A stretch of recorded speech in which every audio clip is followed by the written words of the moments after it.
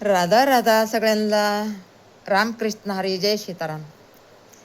बघा, रस्त्यामध्ये झाडू मारत होती एक मुलगी.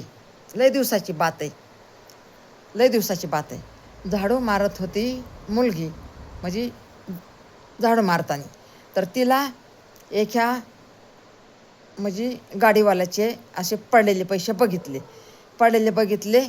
तर त्या पोरीनं त्या गाडीचा नंबर घेतला आणि तिच्या पाठीमागं पळायला लागली पैसे घेऊन. अहो साहेब तुमचे पैसे, साहेब तुमचे पैसे.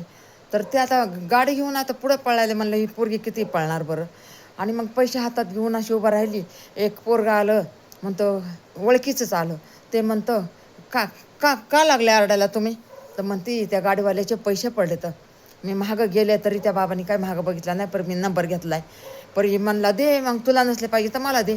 ती म्हणली ती काय माझे पैसे आहे का तुला द्यायला, तू कमव, तू पैसे घे, हे मला भेटलेले पैसे तुला कशाला देऊ. मी नंबर घेतलेला आहे आणि हे गाडीचा नंबर बघून मी घर धुंडत जाईन. आणि घर धुंडत गेली आणि ते साहेब होता, म्हणजे एका कंपनीत मॅनेजर होता. तर म्हणला काय झालं बाई.